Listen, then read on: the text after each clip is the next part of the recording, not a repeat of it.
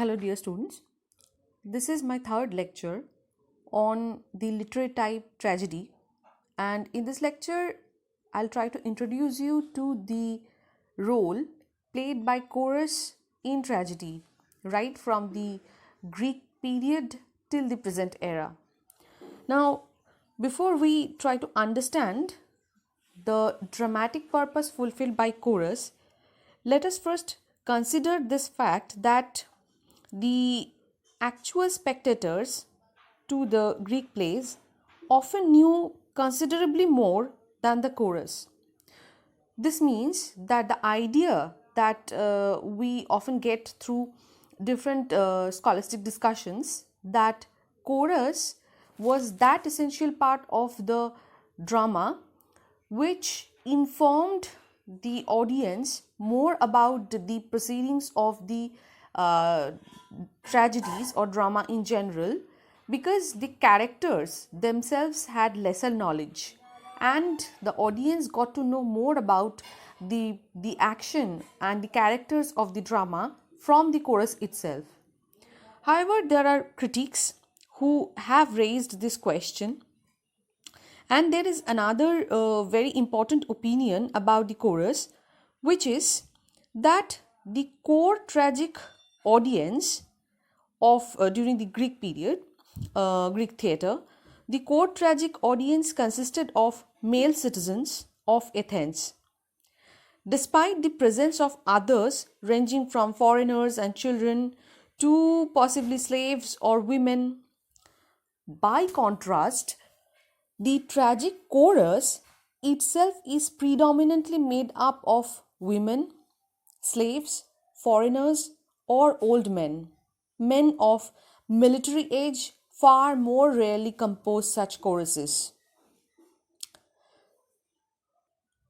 So, keeping these facts in mind, and before we turn to the plays themselves, let us first consider the way that the conditions of production of the Greek plays and the role of the chorus in the Attic festivals, where tragedies were presented, may have influenced the identity of the chorus or the choral identity.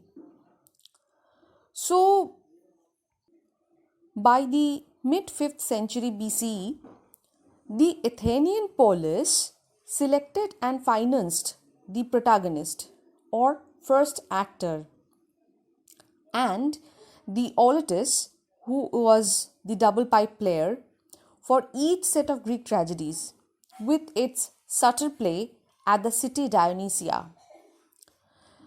So, both the choregoi and the choretai, the chorus members, they had incentive through various prizes which were offered by the elites of the society to make their performance complete with that of actors and poets in the eyes and minds of the audience.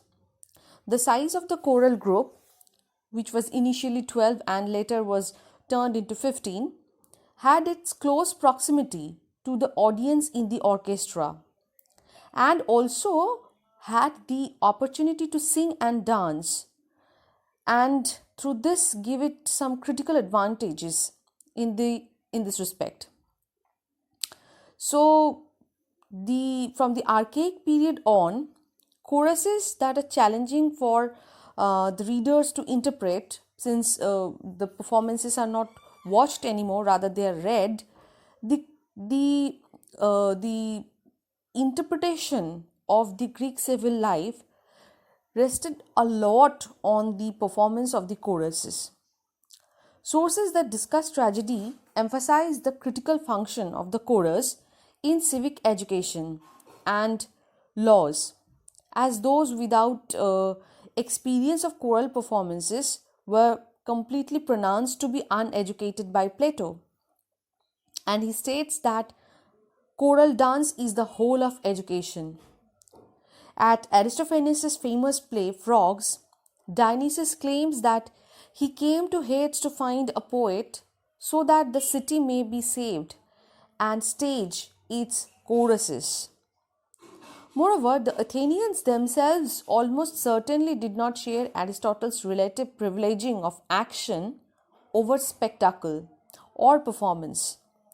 Most of the scholars are used to seeing Greek tragedies with a chorus consisting of a few actors who neither sing nor dance and often look somewhat extraneous. Yet, anyone who has had the opportunity to see a modern performance that presented a large chorus with brilliant and exotic costumes dancing to electrifying music, such as those created by later directors, would have no difficulty understanding that a chorus can easily compete with or even overshadow sometimes the actors and their actions. In this respect, we can also say that the art of choral dance was undoubtedly far more developed when tragedy began than the art of acting, even though actors came to compete successfully with or perhaps even overshadow the chorus towards the late of the 5th and early 4th centuries. Hence, it's very likely that Greek tragedy offered not only actors but also choruses an opportunity to demonstrate on a regular basis their dramatic skills at characterization, perhaps including choral equivalents or approximations of the acting techniques that we have seen in early Greek tragedies. Plato calls choral performance mimemata tropon, or imitations of character. The texts themselves clearly indicate that choruses employed the traditional age and sex linked gestures in representing lamentation or age, for example. Much is known from both visual and textual evidence about the gestures and movements characteristic of maenads or satyrs. In contrast to the dithyrambic choruses, tragic chorus members were masked and costumed like actors, and to some extent served as actors sometimes. Again, according to Plato, a chorus ideally serves its purpose with body and voice. So, in the Homeric hymn to Apollo, a chorus of Delian maidens is famed for its ability to imitate the voices of all human beings.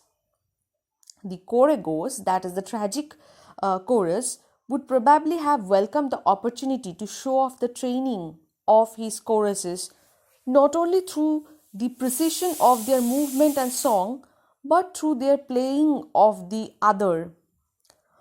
Moreover, the high status of old men may have offered more opportunities for varied and character appropriate visual and oral display than we can see in the case with ordinary citizens and soldiers. So, if the opportunity to display choral virtuosity was critical to success in the dramatic contests of Athens, few poets would have produced a set of three tragedies with the same choral identity in each play. So, we can say that the very sparse and statistically meaningless evidence that we have at least does not contradict the possibility this could often have been the case.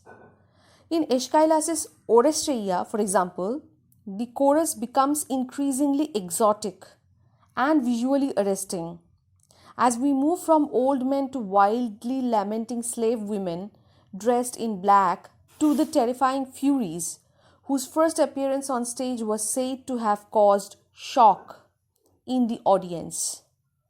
Aeschylus was known for his spectacular dramaturgy in respect to costume and choral performance.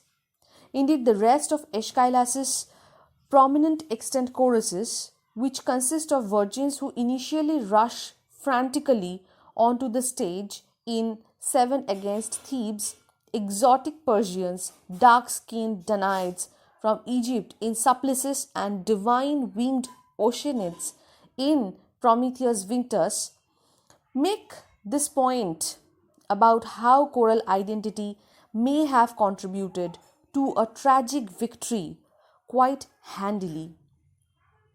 Even if not all the titles of Aeschylus's Lost Plays indicate the presence of such arresting choruses, it may be significant that these seven extant plays, with their exciting, typically Aeschylean choregia, were among those most revived, reperformed, and preserved.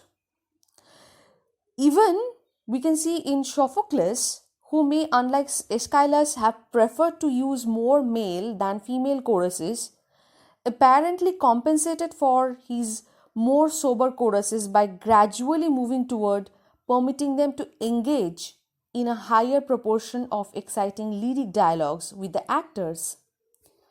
So, the examples of his plays from his plays that we can talk about are Electra, Philostrates, and Oedipus Colonus. Euripides, who in comparison with his predecessors to some extent reduced the prominence of act dividing choral stasima or revised the way that these stasima were integrated into the action, seems to have made way up for its performance, with a preference for female and other more exotic foreign choruses, as well as the exciting new music.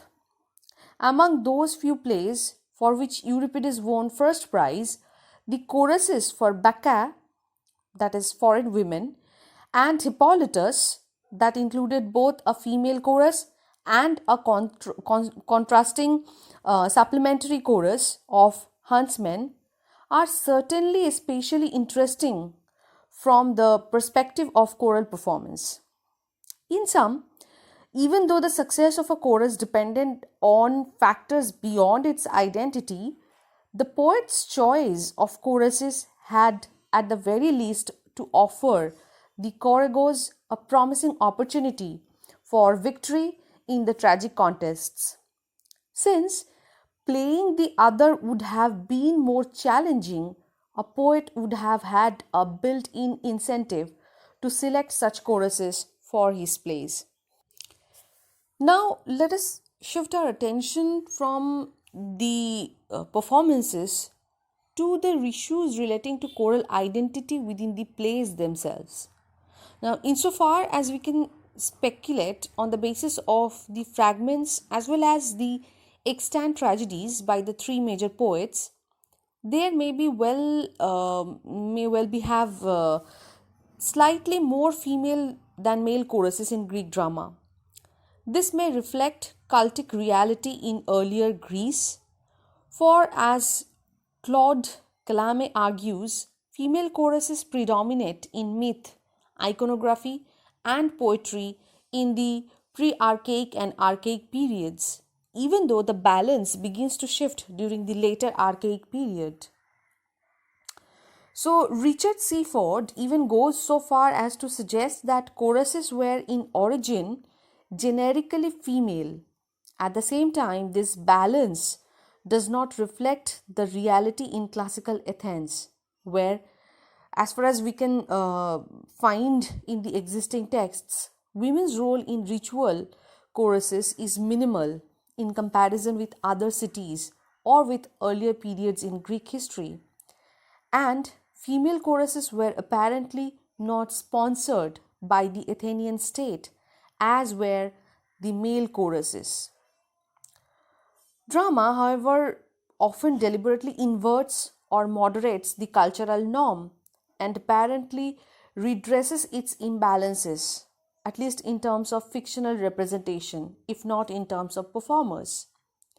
So, the heavy civic emphasis in Athens on male choruses, including in the city Dionysia itself, where the male dithyrambic choruses remain dominant in terms of numbers and resources, and even more dominant if we include the male choruses of satyr plays, is thus encountered by the pointed representation of the other in the tragedies.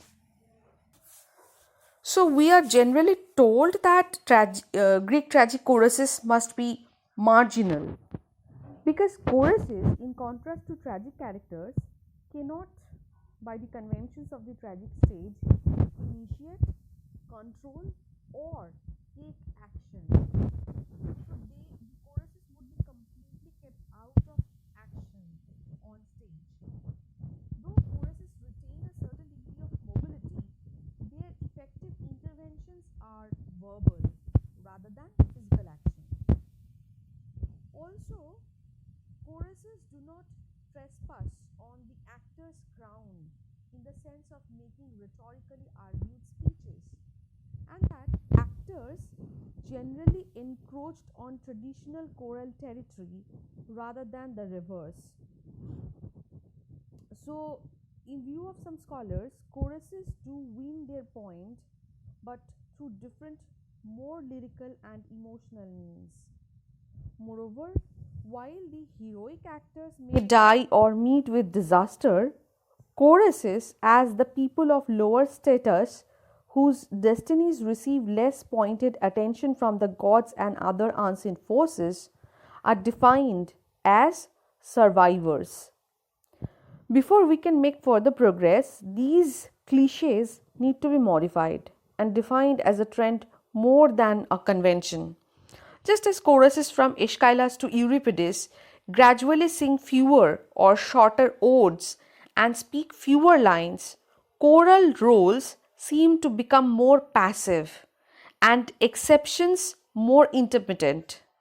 Although Aristotle praises Sophoclean choruses as actors, in contrast to those of Euripides, Sophoclean choruses, who all too often define our vision of the Greek chorus, best fit this traditional cliche about risk-free passivity.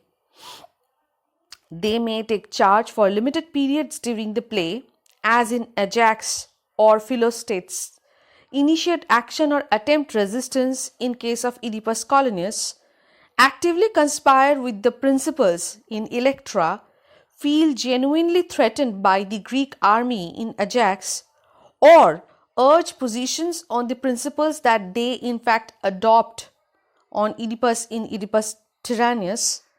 During his quarrel with Creon on Creon in Antigone, but they largely seem to abide by this supposed convention governing choral action and survival. At the same time, Sophocles' late choruses actively engage in a great proportion of lyric dialogue with the actors.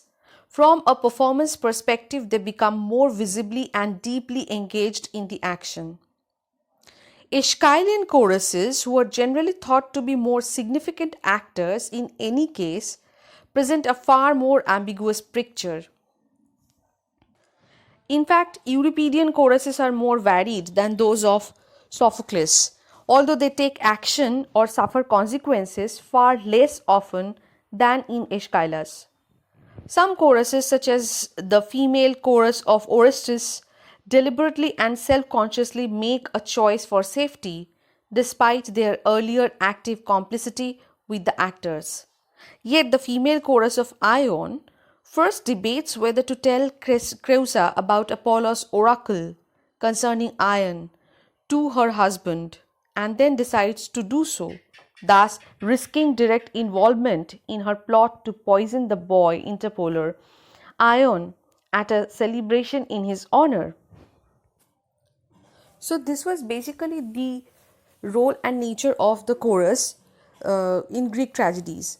Now, from the Greek tragedies, when we look at the role played by chorus in the English tragedies, especially in the early medieval drama, then we'll find that during the medieval period, the kinds of dramas performed in the initial stage were the mysteries, miracles, and moralities. And mostly the dramas were based on the hymns, on the scriptures, and there was hardly any opportunity for the chorus to perform separately because the dramas were performed on the two folded scaffolds, and there was hardly any space for the chorus to take a separate stage and to display their performance. Moving on to the Renaissance play, especially in the plays written and performed and produced by the early English dramatists like the university wits. And amongst the university wits, if we look at the works of Marlowe, in the works of Christopher Marlowe, he has very successfully used the role the choric performers. In most of his plays, we find that there are existence of choric performers in various kinds of roles, not the way we have seen in the Greek tragedies, like performing in a group. Uh, if we talk about the most famous play of Christopher Marlowe, that is Dr. Faustus, there we have individual characters who are very much part of the action of the drama. We see them performing choric roles. They come and they give the audience their perspective about the action that is taking place, commentary on the actions of the protagonist. And this way, in English drama, we find the initiation of the choric performances, which gradually was taken to a different level by Shakespeare. So in Shakespearean drama, we see that there is nothing called chorus per se, but of course there are choric performances or characters who are performing choric roles, who are consistently commenting upon the actions in general about the drama and the contemporary society, culture, etc. So one of the most important choric characters, if we can say so, especially in case of comedies, we must refer to the famous character Feste, the fools, who came on the stage, though they were very much part of the action, but then the primary purpose with which they were brought to the stage was, of course, chorus, to play the choric role. In case of tragedy, often we have seen that Shakespeare has beautifully taken these choric characters to another level, where they have made integrated as part of the action. So the basic difference that we can see is that in Greek tragedies, the chorus was never made a part of the action. But in on the English stage, the characters, when they are introduced with a choric purpose, they definitely are part of the tragedy.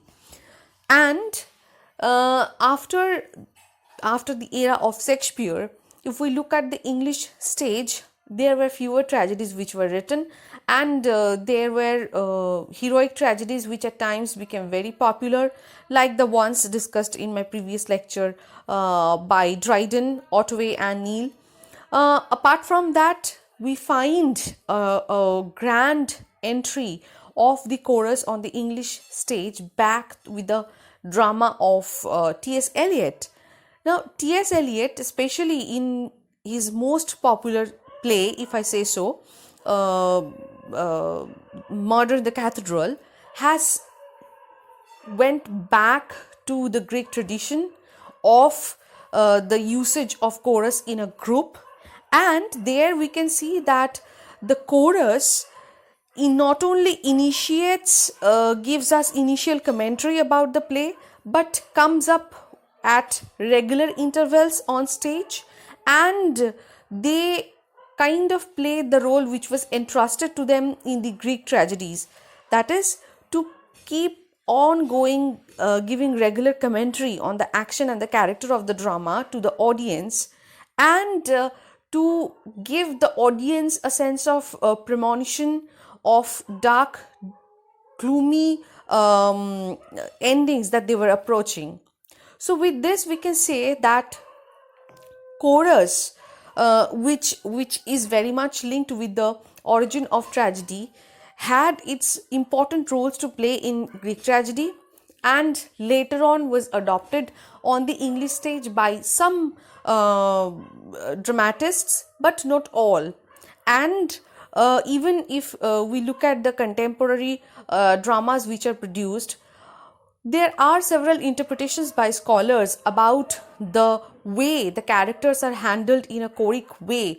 The characters are often given choric purpose to make commentaries and give perceptions of the audience on the current action of the drama. So with this, I'll conclude today. This was all about the role of chorus in a tragedy. With this, we are only left with one more topic, that is catharsis. So, in the next class or in the next lecture, I'll talk about that. And thank you for listening to this.